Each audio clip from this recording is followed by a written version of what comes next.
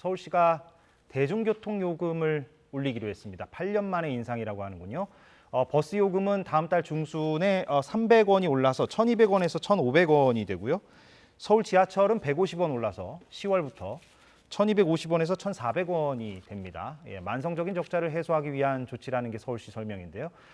그러나 이렇게 시민들 부담만 키울 게 아니라 다른 대안, 좀 근본적인 생각을 해봐야 된다. 이런 목소리도 나오고 있습니다. 오늘 이 내용을 들어보도록 하겠습니다. 공공교통 네트워크의 김상철 위원장 제 옆에 나와 있습니다. 어서 오십시오. 네, 반갑습니다. 예, 그 공공교통 네트워크 김 위원장께서 지난 네네. 2월에 서울시 대중교통요금 인상을 위한 공청회에 시민단체 자격으로 이제 참석을 했다고 들었는데 그 공공교통 네트워크가 어떤 곳인지 좀 궁금해들 하실 것 같아요. 네, 2007년도에 만들어진 단체고요. 예. 그 지하철과 버스 그 서비스를 제공하는 노동조합, 그리고 환경단체, 그다음에 이제 전장년 등 이용단체, 그리고 전문 연구소들이 모여서 공공교통이라고 하는 의제를 중심으로 활동하는 네트워크형 단체입니다. 예. 그러니까 기존에 있는 단체들이 교통 문제를 다루기 위해서 또 별도로 모여서 만든 단체다. 거기서 이제 저는 정책위원장을 맡고 있습니다. 그렇군요. 예. 특정 주제를 가지고 이렇게 연대 조직을 만들었다. 이렇게 이해하면 되겠군요. 네네. 서울시는 아무튼 지금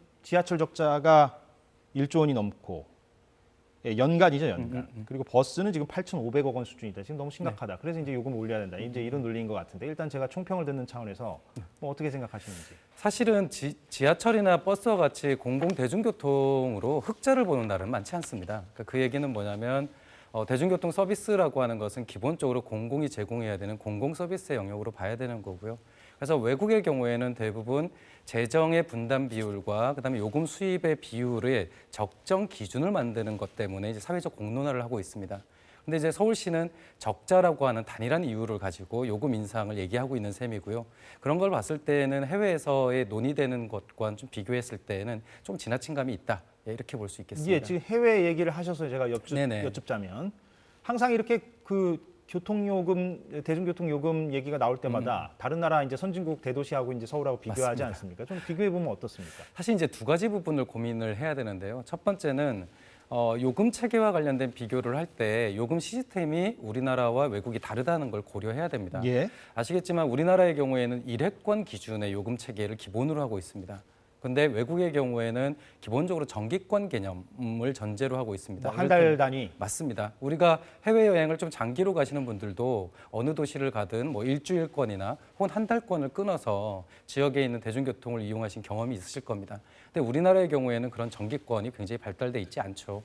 해외의 경우에는 정기권의 경우 최대 30%에서 50%까지 할인율이 적용이 됩니다. 그러니까 그렇게 보면 일회원권 기준으로 비교를 했을 경우에는 실제 그 도시에 살고 있는 시민들이 얼마큼 부담하는지에 대한 실질적인 부담 정도가 비교가 되지 않습니다. 예. 이게 이제 첫 번째고요. 예. 두 번째는 아까 말씀드렸듯이 외국의 경우에는 적자가 얼마다 이런 논리로 요금 구조를 접근하지 않습니다. 그러니까 공공의 재정 지원을 전제로 해서 재정 지원의 비율이 얼만큼이고 요금 수입을 통한 비율이 어느 정도가 적정 비율이냐라고 하는 관점으로 이렇게 접근을 하고 있고요.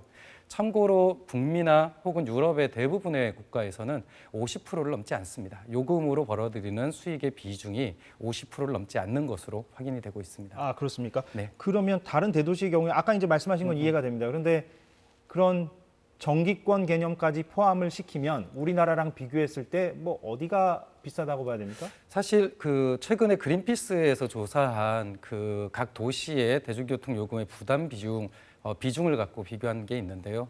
그 대상국 중에서 한 절반 정도 중간에서 약간 밑으로 위로 이렇게 왔다 갔다 하는 수준이라고 보시면 됩니다. 아, 그렇습니까? 네. 예. 그러니까 지금 요금을 인상하자는 쪽에서는 항상 우리가 너무 싸다. 맞습니다. 그렇게 이제 얘기를 하는데 꼭 그렇게만 볼 수는 없다. 당연하죠. 좀 종합적으로 네, 봐야 된다라는 네, 거고. 맞습니다. 또 이제 적자에 대한 어떤 인식도 조금 종합적으로 봐야 된다는 네, 맞습니다. 말씀도 제가 이해가 되는데. 그런데 이제 버스 얘기부터 해보자면 지금 서울시 버스 체계를 이른바 준공영제라는 표현을 쓰는데, 네. 근데 위원장께서 계신 그 공공교통 네트워크에서는 그런 표현 자체도 조금 문제가 있다라고 말씀하시는 걸로 제가 알고 있습니다. 예, 맞습니다. 근데 아무튼 뭐 일단 오늘은 제가 준공영제라고 네네. 쓰겠는데, 이 준공영제가 뭔지부터 조금 개념 설명을 해주신다면? 그러니까 이제 준공영제를 처음 듣는 시민들이나 전문가들은 대부분 공영제의 절반 정도로 준공영제를 이해합니다. 예. 그런데 공영제라고 하면 운영 체계가 공적이라는 뜻이잖아요. 그러니까 공공, 이를테면 지방 정부나 중앙 정부가 통제 가능한 시스템이라는 걸 전제로 하고 있는데요. 사실 실제 운영되는 사례를 보면 그렇지는 않습니다. 기본적으로 노선에 대한 것, 그다음에 운행에 대한 권리는 다 민간 사업자가 갖고 있거든요. 그래서 저희는 그 수익금 공동 관리형 혹은 이윤 보장형 민영제다 이렇게 하는 것이 더 정확한 개념입니다. 그럼 지금 그래픽에서 나온 것을 토대로 좀 설명을 해주신다면 준공영제가 뭔지를? 이를테면 현행 준공영제의 경우에는 네. 개별 회사들의 적자를 보존해 주는 것처럼 여겨지지만 사실은 그렇지는 않고요. 각 지역마다 사업자 조합이라고 하는 사업자 단체가 있습니다. 예. 해당 사업자 단체에서 개별 회사들이 벌어들인 운송 수익과 사용된 운송 비용의 총합을 견주어서 서울시나 혹은 지방자치단체에 청구하게 됩니다. 우리가 올해 운영을 했더니 운영 적자가 이만큼이 나왔어.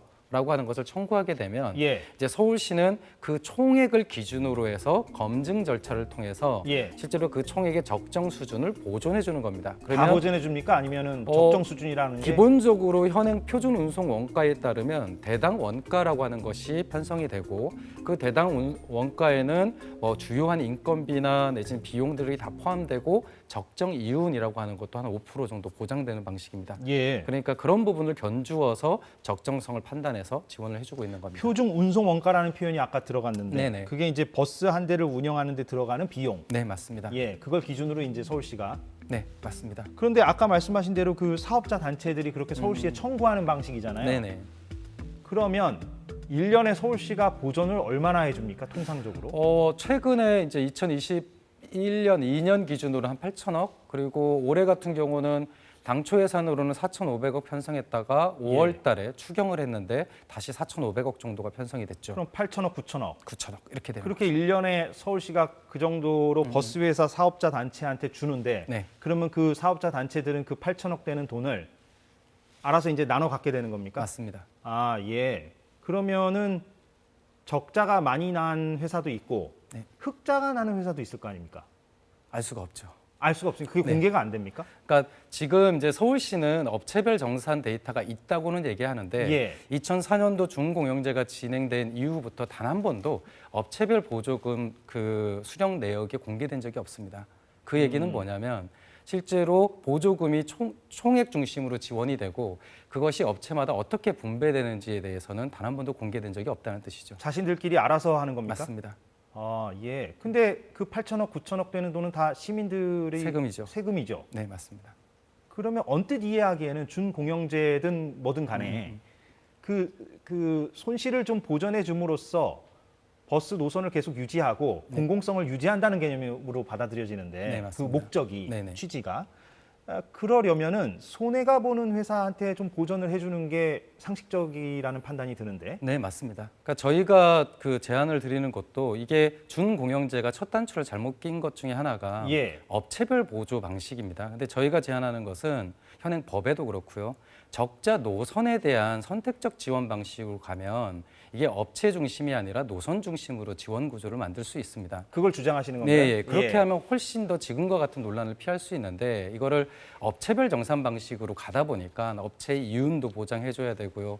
그러다 보니까 이 업체들 입장에선 소규모 영세 업체를 유지하는 게 더 유리해지는 구조가 되는 겁니다. 왜냐하면 개별 업체당 보상이고 거기에 이윤이 보장되는 방식이니까 예. 조그마한 업체를 합쳐서 크게 만들 이유가 없죠. 조그마한 회사를 가지면 거기에 사장, 임원, 관리직 인건비가 다 보장이 되는 구조니까요. 예. 그러니까 지금 현재 한 65개의 시내버스 회사가 거의 난립되어 있는 그런 형태가 계속 유지되고 있는 겁니다. 아, 예.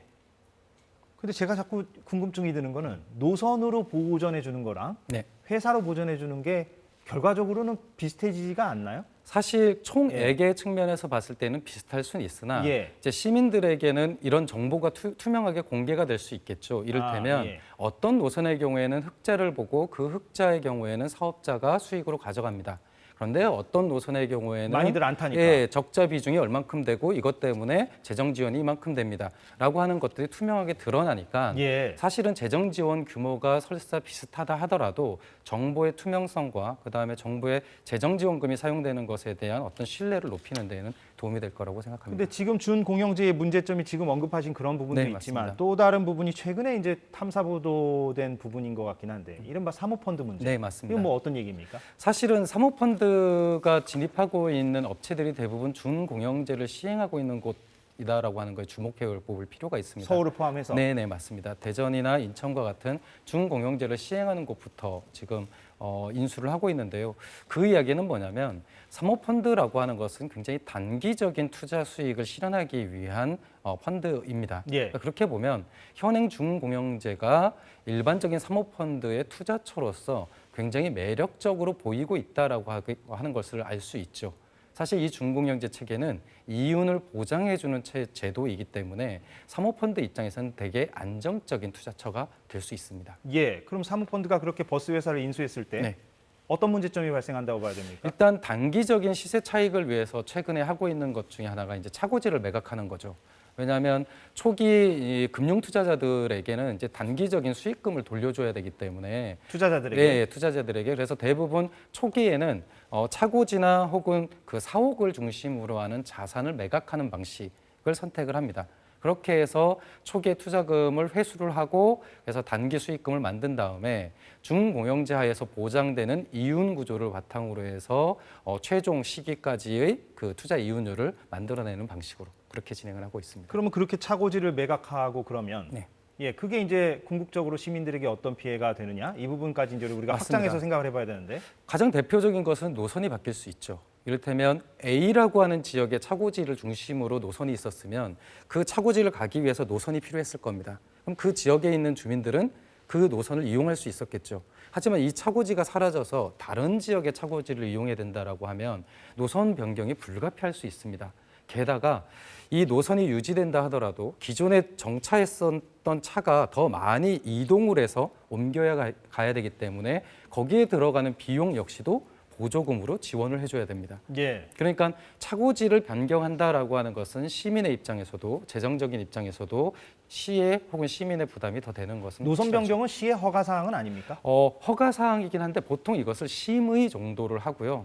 그런데 차고지가 변경된 상황을 서울시가 허가를 안 해줄 수가 없습니다. 왜냐하면 차를 댈 데가 없다고 하는데 예, 예. 그것을 변경을 안 해줄 그럼 차고지 수가 없는 변경 거죠. 문제 말고도 어떤 문제점들이 또 있습니까? 어, 요약적으로 좀 설명을 해주신다면. 그러니까 기본적으로 그 사모펀드는 버스 사업을 전문적으로 하는 기업이 아닙니다. 그 얘기는 뭐냐면 사모펀드가 버스 회사를 인수했다 해도 길어봤자 5년 정도의 이 시세 차익을 보고 빠져나가야 이제 되니까. 나가는 거죠. 예, 예. 그러면 그렇게 나가는 과정에서 기존의 버스 회사가 갖고 있었던 자산이나 혹은 잉여금과 같은 것들, 현금 자산들을 대부분 투자자들에게 그 배당하는 방식으로 소진하고 나갈 겁니다. 예. 그럼 그 이후에 운영 전문 회사가 들어오거나 아니면 공공이 인수를 하던 간에 그 남아 있는 버스 회사의 경우에는 거의 자산이 없는 업체들이 넘어가게 되겠죠. 기업을 부실하게 만든다는 맞습니다. 얘기죠. 예. 맞습니다. 그렇게 되면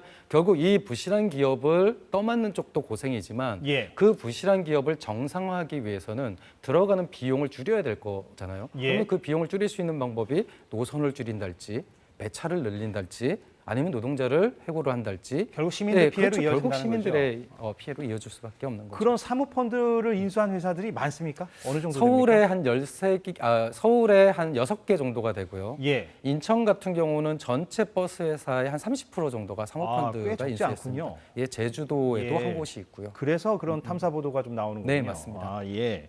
그러면 이제 대안을 생각해봐야 돼요. 지금 방금 전 언급하신 대로 준공영제라는 토대가 있기 때문에 그렇게 사모펀드 입장에서는 매력적으로 버스 회사들이 보인다는 거잖아요. 네네. 투자처로서. 네. 그러면 이 준공영제를 좀 바꿔봐야 할 필요성이 있다라는 네, 맞습니다. 주장을 하시는 겁니까? 네, 맞습니다. 이를테면 우리가 민간 사업자, 버스를 운영하는 민간 사업자에게 보조금을 줘서라도 이 서비스를 유지시키는 것은 그만큼 대중교통 서비스가 중요하기 때문이겠죠. 예. 그런데 민간 사업자에게 보조금을 주는 인센티브 방식도 있지만 공공이 직접 서비스를 제공하는 방식도 우리는 고려를 해봐야 됩니다. 완전 공영제를 말하는 겁니까? 완전 공영제나 부분 공영제나 우리나라에서 현재 공영제 시스템을 운영하는 데가 13군데 정도가 돼요. 그러니까 이미 시행하고 있는 곳의 사례를 바탕으로 해서 어디가 그렇습니까? 대표적으로 공영제로 지금 하는 완전 공영제 같은 경우는 신안군이나 아니면 정선군 같은 경우가 완전 공영제 그 지자체가 형태를 하고 운영하는 있고요. 건가요? 예, 그러면? 맞습니다. 예. 그리고 부분 공영제의 경우에는 수도권으로 보면 이제 화성시가 대표적이죠. 예, 그래서 부분적으로 도시공사 내에 버스 사업본부를 설치해서 직접 버스를 운영하는 형태가 있고요. 인천광역시도 인천교통공사 내에 버스 사업을 담당하는 부서가 있습니다. 예.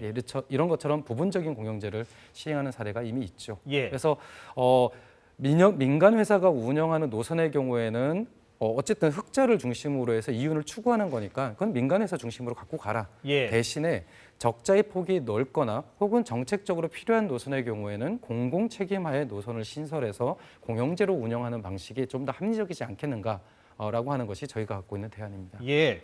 오늘 사실 그 지하철 그 우리 노인분들의 그 무료 탑승 부분도 얘기하고 얘기할 게 더 있는데 네네. 다음번에 그거는 좀 미뤄야 될 것 같고 시간이 거의 다 돼서 그러면 돌고 돌아서 요금 얘기를 다시 해보자면 네네.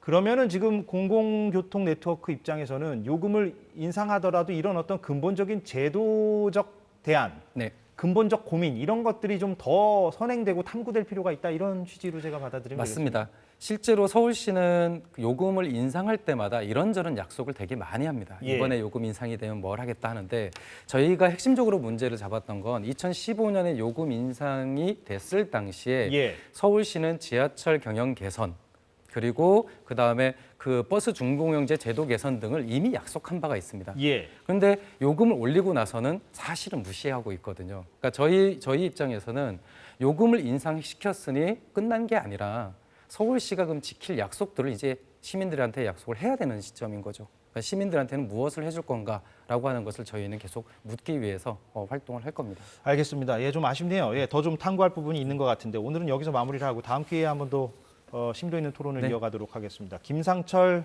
공공교통네트워크 위원장과 얘기 나눴습니다. 오늘 고맙습니다. 네, 감사합니다.